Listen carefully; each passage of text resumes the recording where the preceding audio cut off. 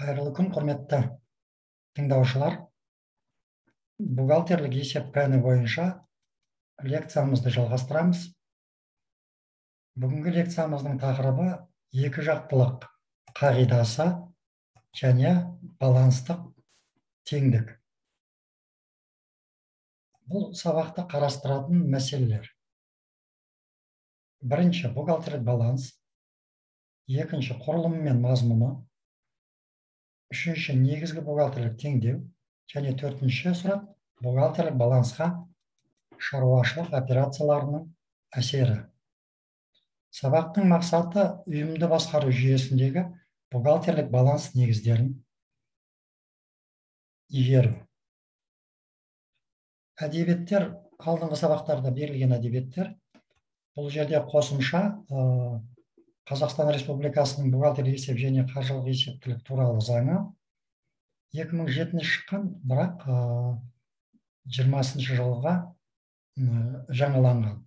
Және жария мүдделі ұйымдардың қаржы ұйымдарынан басқа жариялау үшін жылдық қаржылық есептіліктің тізбесі мен нысандарын бекіту туралы Қазақстан Республикасының Қаржы министрлігінің 2017 жылғы 28 маусымындағы нөмір 404 бұйрығы. Мына осы бұйрықпен қаржылық есептіліктің нысандары бекітілген. Сол нысандардың ең негізгі бірі ол бухгалтерлік есеп, бухгалтерлік баланс болып саналады. Бірінші сұрағымыз осы бухгалтерлік баланс. Кәсіпорынды басқару шаруашылық құралдарының тиімділігін және сақтығын бақылау мақсатында белгілі бір мерзімге құрамы және сомасы жөніндегі ақпараттар қажет болады. Мұндай ақпараттарды бухгалтерлік баланс көмегімен алуға болады. Бухгалтерлік баланс шаруашылық құралдар мен олардың көздерін белгілі бір мерзімге ақшалай өлшемде топтастыруды білдіреді. Баланс термині латын сөзінен bis, екі рет деген, және lens, таразы, табағы дегенді білдіреді. Яғни тепе-теңдік мағынасын білдіреді.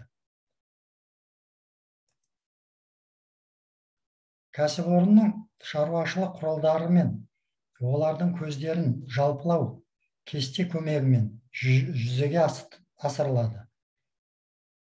Ол да баланс деп аталады. Сонымен қатар бұл әдіс бухгалтерлік қорытынды есеп жүйесіндегі негізгі нысан. Шаруашылық операцияларын толық жүзеге асыру үшін әрбір кәсіпорындар белгілі бір көлем мен дәрежеде қорлар етеді. Қорлар мен құралдардың қорлану көздерінің жалпы көлемі ақшалай өлшеммен жинақталып, белгілі бір мерзімі қарай топтастырылып қорытындылады.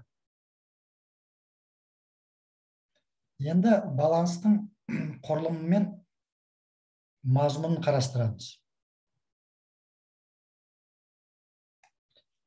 Баланс екі бөлімнен тұрады: активтен және пассивтен. Сол жағы актив деп, оң жағы пассив деп аталады. Активте шаруашылық құралдарының құрамы және орналасуы көрсетіледі. Ал пассивте бұл құралдардың пайда болу көздері көрсетіледі. Актив пен пассив өзара тең болады.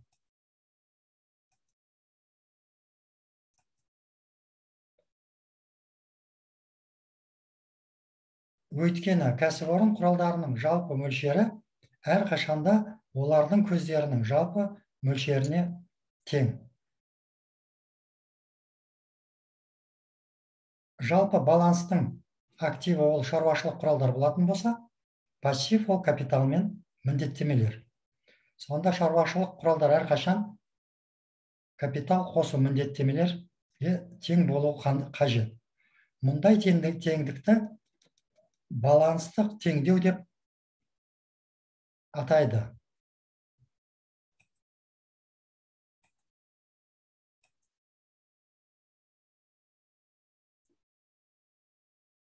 Бұл кестеде бухгалтерлік баланстың құрылымын қарастырамыз. Айтып өткендей, баланстың сол жағы активтерден тұрады, оң жағы пассивтерден тұрады. Активтерге шаруашылық құралдардың құрамы, ал пассивтер құралдардың қалыптасуының қайнар көздері. Активтер екі бөлімнен тұрады: қысқа мерзімді активтер және ұзақ мерзімді активтер. Сосын жалпы активтердің сомасы көрсетіледі, оны баланс деп аталады.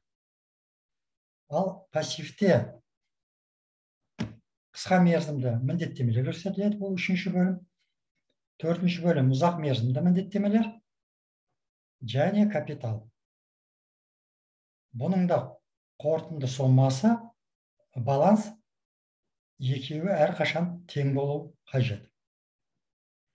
Енді қысқа мерзімді активтер дегеніміз не? Қысқа мерзімді активтер дегеніміз бұл кәсіпорында бір жылға дейін қолданылатын активтер айтылады.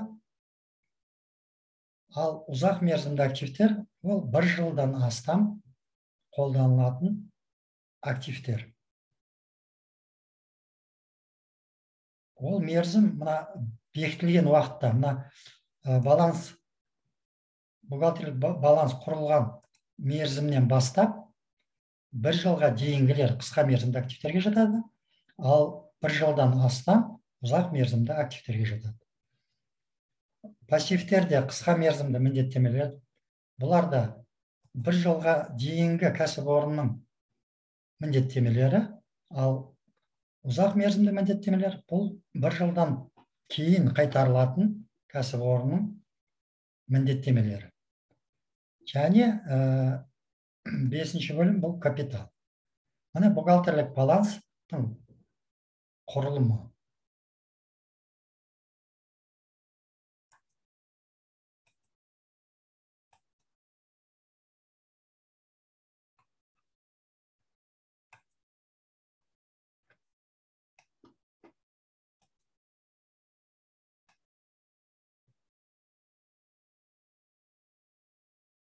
Келесі сұраққа өтеміз. Бұл негізгі бухгалтерлік теңдеу. Жаңа айтып өткендей, актив әрқашан пассивке тең болу керек. Активіміз бұл шаруашылық құралдар, ал пассив капитал мен міндеттемелер. Сонда ең негізгі теңдеуіміз бұл баланстық теңдеу дейді бірінші. Актив әрқашан пассивке тең болу қажет.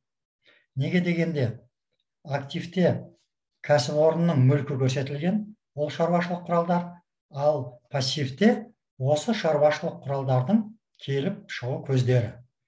Екеуі де бір нәрсе, бірақ екі көзқараспен қарастырылады. Сол үшін әрқашанда актив пен пассив бір-біріне тең болуы қажет.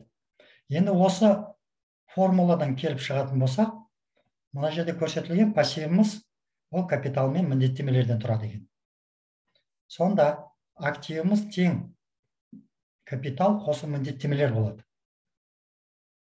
Бұл формуладан капиталды анықтайтын болсақ, капитал активтен міндеттемелерді айырып тастауымыз керек. Сонда біз капиталды, таза капиталды анықтаймыз.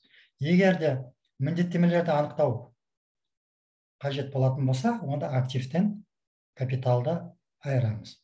Міне осы негізгі бухгалтерлік теңдеу болады. Бұл теңдеуіміз әрқашан сақталуы тиіс. Бухгалтерлік балансқа шаруашылық операцияларының әсері. Экономикалық операцияларының, бұл жерде және бір айта кететін мәселе, жаңағы біз бұл жерде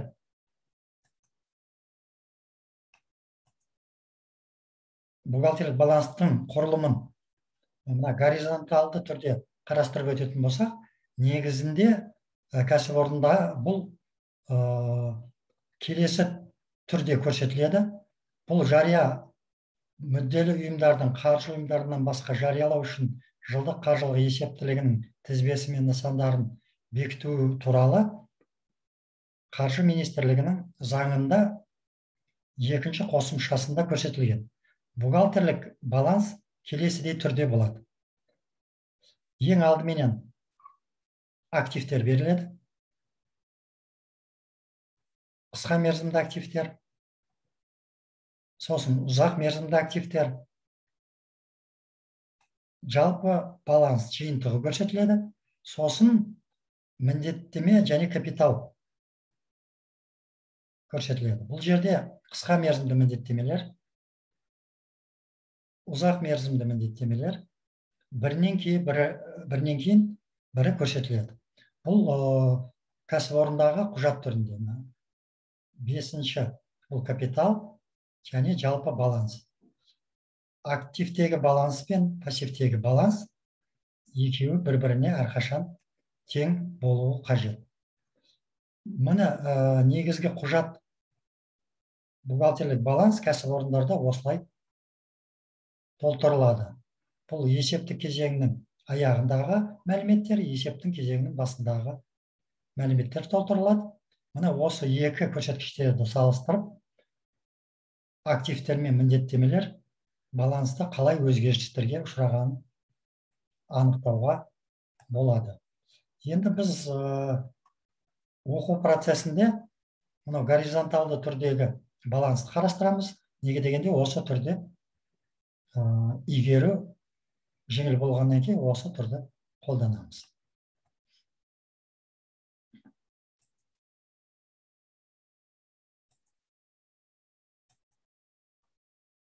Енді бухгалтерлік балансқа шаруашылық операцияларының әсерін анықтаймыз.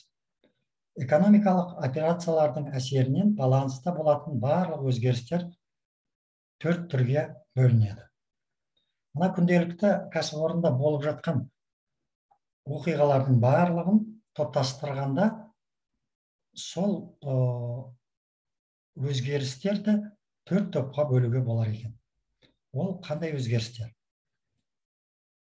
Бірінші типтегі өзгерістер бухгалтерлік баланстың актив құрамында болады.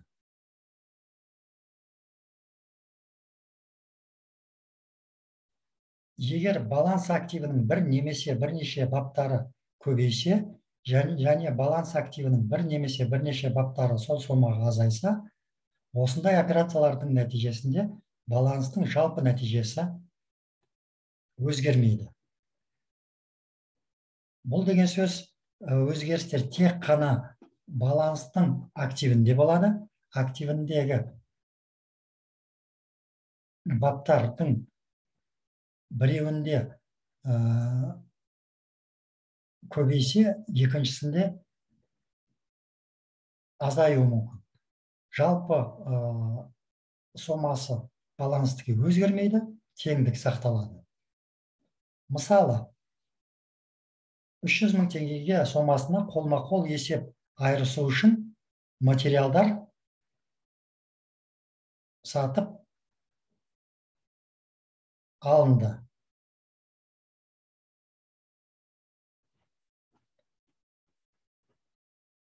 Қолма-қол есеп айырысу дегенде, демек материалдар сатып алу үшін кәсіпорыннан 300 мың теңге берілді. Демек бізде кассада сомамыз бір жағынан 30 мың теңге сомасында қолма-қол есеп айырысу үшін материалдар сатып алынды. Демек бізде бұл жерде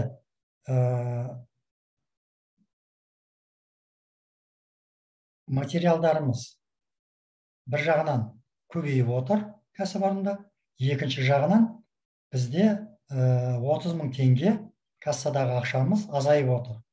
Демек бұл баланстың активінде болып жатқан өзгерістер бір шотта 30 мыңға көбейсе, екінші шотта 30 мыңға азайып отыр. Міне осындай өзгерістерді бірінші типтегі өзгерістер дейді. Бұндай өзгерістер тек қана баланстың активінде болады.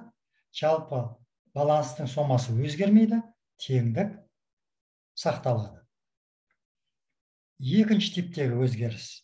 Екінші типтегі өзгерістер міндеттеме баптарының құрамында болады. Бір немесе бірнеше міндеттеме баптары көбейеді, ал бір немесе бірнеше міндеттеме баптары бірдей мөлшерде азаяды. Осындай операциялардың нәтижесінде баланстың жалпы нәтижесі өзгермейді. Демек, бұл екінші тип өзгерістер баланстың міндеттемелерінде де, демек, пассивінде болады. Баланстың пассивінде бір шотта азайып, екінші шотта көбеюі мүмкін. Жалпы баланстың сомасы өзгермейді, теңдік сақталады. Мысалы, персоналдың жалақысынан 200 мың теңге сомасында табыс салығы ұсталды. Бұл жерде бір жағынан жұмысшыларға жалақы беретін сома 200 мың теңге азайды. Екінші жағынан бюджетке табыс салығы бойынша өткізілетін 200 мың теңге көбейді. Демек, баланстың пассивінде бір шотымыз 200 мың теңгеге көбейіп отыр. Екінші жағынан 200 мың теңгеге азайып отыр. Жалпы баланстың сомасы, пассивтің сомасы өзгермейді, әрі актив пен пассив теңдігі сақталынады. Бұл екінші типтегі өзгерістер.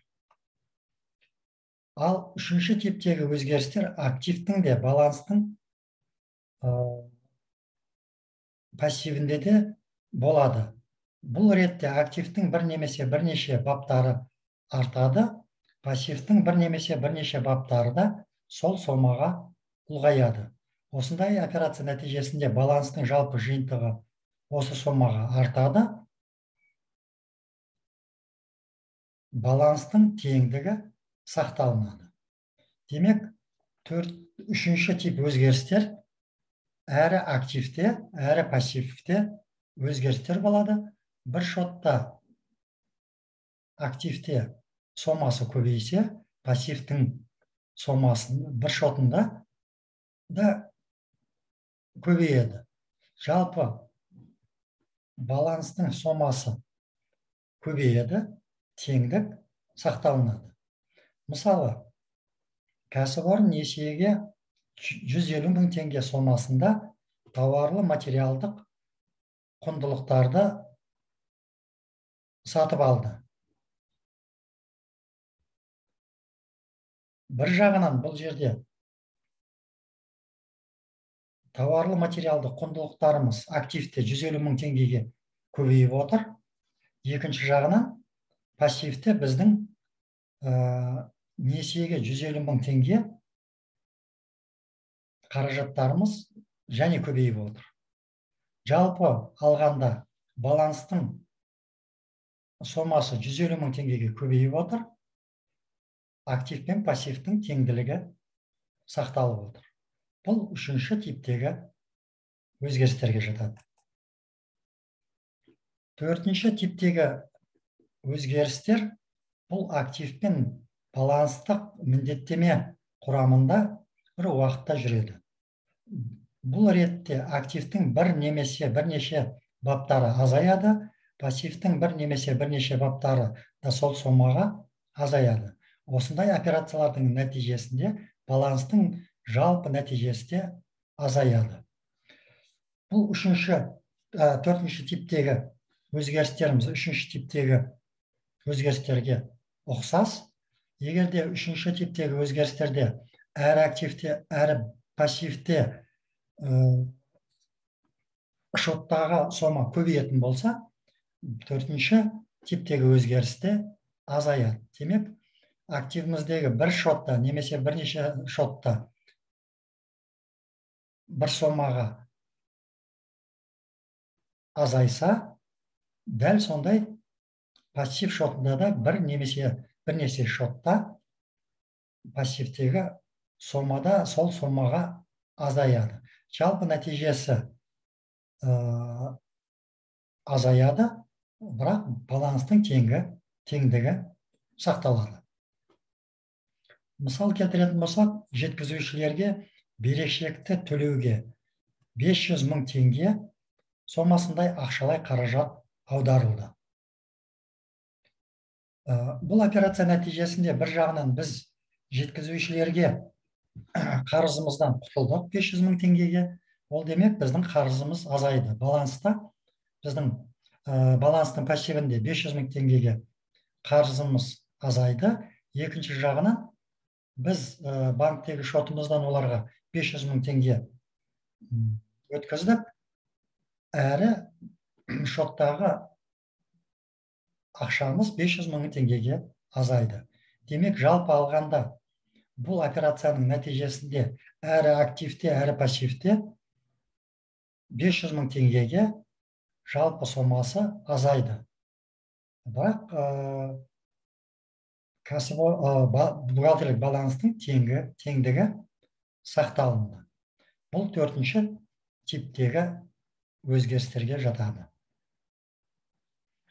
Жоғарыда аталған экономикалық операциялардың төрт түрі баланстық өзгерістердің барлық мүмкін жағдайларын қамтиды. Қорытынды айта кеткенде, бухгалтерлік баланс кәсіпорынның мүлкі мен олардың пайда болу көздерін ақшалай бағамен белгілі бір күнге, әдетте айдың бірінші күніне экономикалық топтастырудың әдісі. Жалпы кәсіпорында бухгалтерлер есептілікті ай сайын дайындап отырады. Жалпы сыртқы пайдаланушыларға әр 90-да тапсырылып отырады, және жылдық есеп беріледі.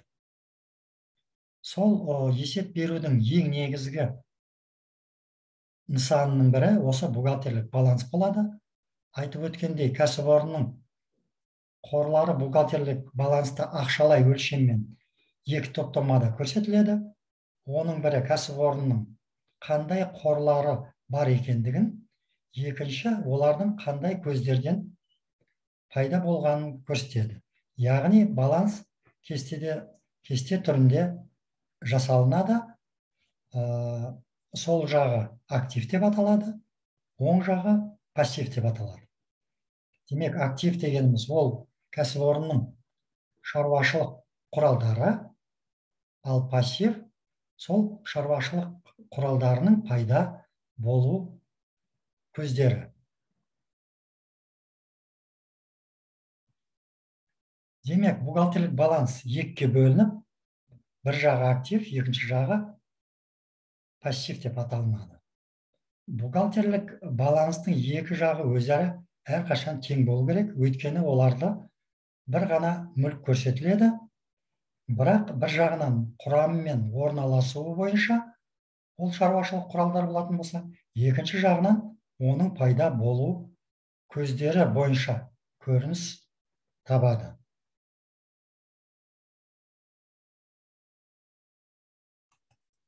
Міне осымен бүгінгі лекциямызды аяқтаймыз. Келесі сабаққа өзіндік бақылау сұрақтары. Келесі сабаққа келесі сұрақтарға дайындалып келуіміз қажет. Бухгалтерлік баланс түсінігіне анықтама беріңіз. Екінші, бухгалтерлік баланстың мәні туралы баяндаңыз. Үшінші, бухгалтерлік баланстың статьясы немесе бабы дегеніміз не? Төртінші, бухгалтерлік баланстың актив, міндеттеме, капитал бөлімінде не көрсетіледі? Бесінші, негізгі бухгалтерлік теңдік дегеніміз не? Алтыншы, актив, міндеттеме, капитал түсініктеріне анықтама беріңіз.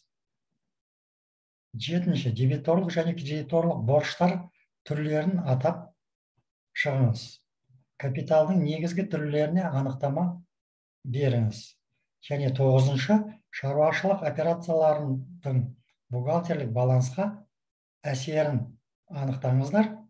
Және сол 4 тип өзгерістерге мысал келтіріңіздер. Осымен бүгінгі сабағымызды аяқтаймыз. Назарларыңызға рахмет.